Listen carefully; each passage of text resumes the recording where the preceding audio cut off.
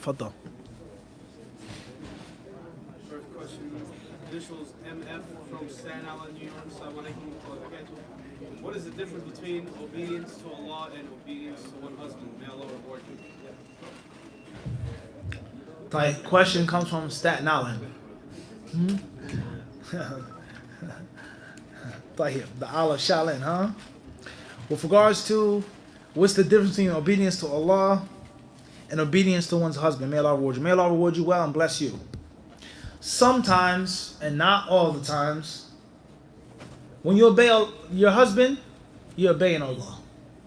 It's an act of submission to your Lord and your Creator via the obedience and submission to a created being like you, your husband. And oftentimes, obeying your husband is disobedience to Allah. And you cannot obey him, respect him, and listen to him in that which he's saying. And from respecting and obeying Allah, first and foremost, and then respecting your husband is not to obey him in that. So if your husband says, get up and pray, prayer is not mandatory. I've made my Isha, Khalas. He says, no, I want you to pray right now. And you get up and you pray, you've obeyed Allah. If he says, don't go outside unless you're dressed properly, according to the Quran and Sunnah, not our culture. Because our culture could be Quran and Sunnah, and if so, alhamdulillah. But oftentimes my culture is far from the Quran and Sunnah. Or there are many elements of Quran and Sunnah integrated in my culture, alhamdulillah, but there are also many elements that are not from the Quran and Sunnah, that come from these ancestors who are mushrikun, or these European invaders, or this modern trend, or this and that, and so on and so forth. It's not the Quran and Sunnah. Be very mindful of these words. Islam does not wish to alienate a person from his culture. Abadan. And anyone who has that idea or says that totally and absolutely, he doesn't understand the Quran and the Sunnah. The Quran and the Sunnah does not want to alienate you from your people and from that which is familiar to you. Abadan. It didn't do it to the Arabs, and it doesn't want to do it to other civilizations and races and cultures. Abadan. But the bad, the negative, the false, the harmful, the culture must be purged from it. And the good things cannot be extreme and wild. It has to be guided. It has to be within boundaries. Not too much, not too little, just right. So Islam does not mandate upon you that you have to forsake everything from your culture and from your people. No, it's not true. But there are many things which you must forsake for the sake of Allah. So therefore, respecting your husband within the boundaries of the good, whatever that good may be, mandatory good or recommended good. You don't have to pray, but he says pray. You pray. And that's a means of obeying Allah. And if he tells you not to pray, I don't want you to dress like that. Show some, wear a tighter overgarment, inshallah. I want you to wear perfume when we go out to the restaurant. I don't want you dressing all black, and I want to, have a nice time and a romantic dinner. Cannot listen to him. Can't obey him in that. Because he's told you to do something which is against Allah and His Messenger, and the rulings of Allah and His Messenger. That's just an example. Not here to talk about the rulings of perfume or overgarments. That's an example. So therefore, if your husband tells you to do anything, which is either A, wajib, B, mustahab, recommended, 3, mubah, something which is just lawful, there's no ruling, you obey him in that. But anything other than that, do not obey him. So that is the means of obeying Allah Azza wa Jal. And the opposite is the opposite as well. That's in brief. And Allah surely knows best. Sheikh Yusuf, I need to hear from you, Sheikh. Wa alaikum salam wa rahmatullahi wa barakatuh. I know. That's why I said Sheikh Yusuf. I got you. Thank you. It's important for me. Thank you for being able to speak the truth. Thank you for supporting me. Yeah, thank you. But I just want to say, because last week I asked a question. I said to you about the performance. Like sometimes you tell people certain things, and then do you want them to act upon the knowledge that you have given them? And then you said, well, some things you can act upon, and something you don't, and then something you do. But I don't want to go too far. What happened when you was talking just now, and you were giving an example of Ramadan. It is up to the people to hire in their knowledge to teach and to train the people in Ramadan not to be hungry monsters, right? To be Muslims, to share, to be kind and everything like that. But it seems like when Ramadan comes in, all they do is let the people eat like savages, like a bunch of slaves, like a bunch of hungry Muslims. So at the end, Allah subhanahu wa ta'ala don't eat nothing from none of them. SubhanAllah. Okay, now the second one that I really wanted to ask about, but I'm gonna let that's too much anyway, so I'm gonna let that go. Tayyib. Shukran. Question, or not a question, but more of a piece of advice, a benefit with regards to the Muslims. Come on, Saeed, you're killing me. The Muslims that are supposed to be on a higher echelon, the Muslims who have ilm and authority, they are supposed to teach the people and lead by example with regards to training their followers. I agree 100%. That's human nature. The leaders, the influential people, they're the trendsetters. What they say and what they do, they're supposed to guide the people. I agree 100%. There's no doubt about that. And we ask Allah to protect us from being hungry savages, and eating like slaves. This is a reality, brothers and sisters. It's real. And there are many non-Muslims who use statistics of Muslims overeating and gorging and pigging out and diabetes and this illness and this sickness in Ramadan to prove that Islam isn't the truth. Waliyadhu billah. There are non-Muslims who use statistics and they show how much food is wasted in Ramadan, how much money is spent, how much extravagance, how much wastefulness is in the month of Ramadan. So the point is that what he's saying, that's real. Not only is it haram, is this pleasing to Allah, it's harmful to our bodies, but it's also a means of marring the beauty of Islam. Islam is supposed to be shown and presented as a beautiful thing, which it is. But we are representatives and ambassadors of that beauty, and we have to represent it as such. So Ramadan should not be a time in which you eat more and extra. If anything, one could argue and say, eat less. It shouldn't be 4 meals or 5 meals packed into 2 meals. No, you just miss breakfast and lunch. Class. Or in actuality, you just miss lunch. For real. And some snacks. Breakfast was before Fajr, right? You didn't have lunch.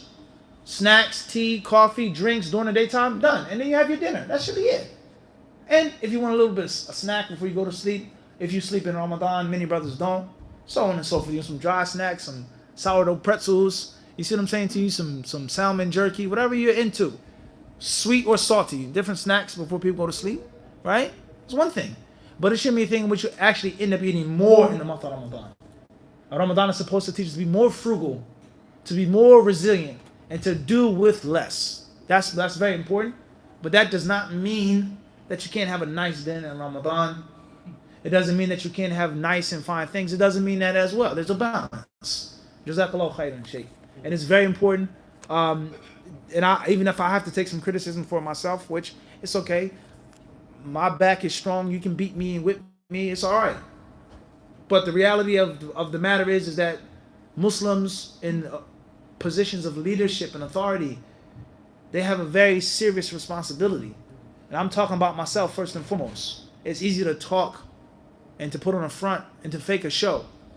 But actually living in a pious manner and doing the recommended acts and the extra acts and showing the people by leading them. It's very important. It's dangerous if we don't do that.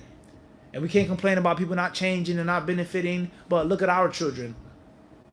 Look at our wives. Look at our households. How Islamic are they? How much of the Quran does my son know? How is my wife dressed when you see me walking down the street? Is she covered up all the way? Okay? What's my akhlaq like? What type of host am I? When's the last time you've been in my house? It's serious. So the leaders of the Muslims, whether it's Islamic leadership, political leadership, masjid leadership, they really need to fear Allah. And I'm saying this to myself. And we have to be mindful of the people that Allah put us in front of. May Allah help us all. Question says, is it permissible for my wife to wear niqab sometimes? I follow the ruling that it is recommended, but I want her to wear it. If it's recommended, then you can do it when you want to. Whenever something is recommended in Islam, then there's no hardship in doing it when you want to and when you feel like it. That's fine. However, it should not be taken as a joke and a game. And it shouldn't be taken as a means of you just play around with it, which I don't think the questioner is asking like that, but just to be mindful.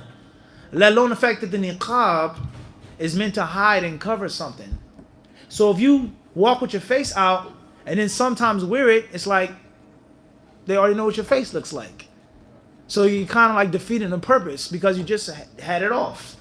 However, I do not deny and I do not reject the reality is that there's certain instances and times and situations in which women wear niqab and it's better for them to do it like that, even though at work or when they travel, some brothers, you see them, their wives in the airport. It's a reality. It's a reality. Brother's wife's face covered all the time. In the airport, you see it, you're like, whoa, it's a reality. It happens. Alhamdulillah, it's better than nothing, but don't take it as a game. That's the point I'm trying to get to. And Allah knows best. Fadl. Alaikum salam wa rahmatullah. كما يبدو لك. Okay, I'm talking about right now, like, I see that the brothers, mashallah, Allah give them daughters, so it's 18 or 19, and see, some of them want to marry her, and the wali is there, and the mother they say no. His brother, you don't trust him for now. So she said, listen, I love the brother, he has to marry me. Okay. Some brothers, they marry the woman for a couple months, 2 months, and they divorce her. Sometimes when the daughter have baby, children, you say, hey, I cannot take care of no more.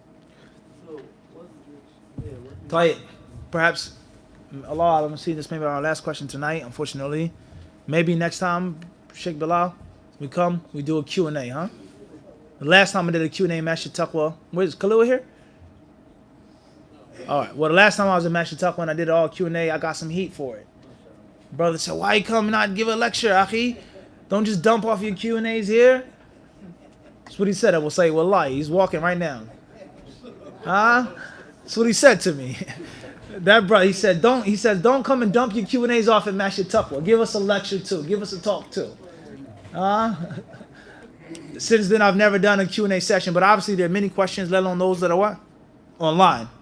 And brothers, and I'm not saying this praising myself, I'm just keeping it real, is always benefit in questions and answers. And sometimes there's more benefit in the question and answers than a traditional talk. Because the question and answer is a real life situation. I could read you something that's just theory. Ibn al-Qayyim. How many hundreds of years did he die? How many years ago? Ibn al-Qayyim. Who's like Ibn al-Qayyim? Ibn al-Qayyim. But a real question, a real life question, sometimes people can what? Relate to it more. But I was beat up about just doing Q&As here. So, maybe can we do it next time, Sheikh? Just Q&A? Inshallah. Jazakallah khairan.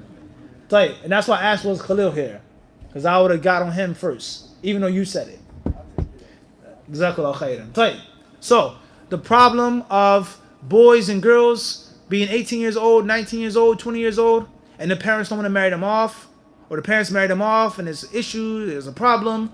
A brother marries a daughter, the daughter gets pregnant, is divorced, she loses her virginity, divorce, I can't take care of her, divorce, and it is a continual cycle of no one is getting married, we can't trust him, my daughter, that's a huge problem, Sheikh. The mushkila azima jiddan. It's widespread. And there are many ingredients behind this problem. One of those ingredients is tribalism. One of those ingredients is racism. One of those ingredients is colorism. One of those ingredients is the hidden but present caste system that Muslims have. There's one race. We're all black. Your skin is darker than mine. But you're noble and I'm a descendant of a slave. So it's not a race. Huh? It's about tribe or lineage or class. You have money, I don't. You're knowledgeable and you're wealthy. It's a problem. It's a huge problem. And then there's also the love of the dunya and the worship of the dunya. And thinking and feeling that a college degree is everything. And a college degree is going to feed you and give you clothes and put a roof over your head. That's a problem. And the fear of divorce. Also, the haste of many brothers, unfortunately, it's a reality. And I'm not picking on no one, but it's true. Brothers that try to practice the sunnah, they try to learn, and he marries her, 6 months later, he divorces her. He gives her children, 6 months later, he divorces her, or 9 months, whatever. It's a problem. So one bad situation, one messed up situation, And then they take a general preventative measure. No young brothers with beards and thobes are going to get married to our young virgin girls. Because the last time we did it, look what happened. And it's a problem, guys. Interracial marriages. There's racism, there's problems. So a brother from another race, he marries a sister from Bangladesh, he beats up the sister, he abuses the sister, he doesn't take care of the sister, and then they say, see, you made a mistake. We told you not to marry your daughter to anyone unless he's from Bangladesh. Look what happened to your daughter. She got beat up and abused and thrown out. And then is an excuse and is a justification for the racism, for the ignorance, and so on and so forth. It's a huge problem. So oftentimes we look at the people and the fathers, he's racist, or he's prejudiced, he doesn't want to marry me off because I'm this. Maybe he is. But if you want someone to respect you, you got to respect yourself. Respect yourself if you want people to respect you. It's a general rule of life. However, the fathers and the mothers, they have to fear Allah. Fear Allah. If your daughter needs to get married and a good, righteous person that can give her the basic things comes to marry her off. Unless you want her to get time, attention, love, and other sources and other places, which may not be praiseworthy. So this is something which we've spoken about before, we've talked about before. No one wants to talk about it. As they say, an elephant in the room, it's a whale in the room. It's a huge problem. No one wants to bring it up and discuss it. La hawla wa la quwwata illa billah. Al-Muhim, the parents have responsibilities. The young men wanting to get married, they have responsibilities. And the young girls, they have responsibilities. What you allow your parents to do and say and control and dominate, that's not from the Quran and Sunnah. You have a responsibility. Everyone has a responsibility. The moment we're out of sync, things go wrong. We have to stop. There's no more time for any comments on this serious issue. I'm so sorry. Jazakumullah khairan.